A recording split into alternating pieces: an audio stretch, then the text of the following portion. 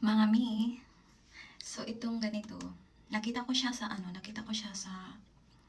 sa mga mall, ganun, sa mga grocery store. Nakita ko siya doon, 690 pesos siya doon. Pero nung nabili ko to sa TikTok, 500 plus lang siya, no? So, mura lang. Tapos, may free shipping pa si TikTok ng ganito. Tapos, ang ganda nito sa buhok, guys.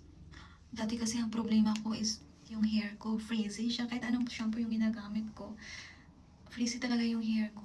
Promise. Tapos, nung ginamitan ko siya ng ganitong cream soap, diba? Hindi na siya frizzy. Tapos, ang lambot na ng hair ko. Tapos, may volume na siya, ganun. Ayan. Nagkaka-volume na yung hair ko. Tapos, hanggang dulo talaga siya, oh. Hanggang dulo talaga yung effect niya. Kasi yung ibang yung ibang conditioner hanggang dito lang, 'di ba? Tapos ito hanggang dulo siya. Ang lambot. I-check out niyo na to, mga mi. Nasa yellow basket lang eh. Okay.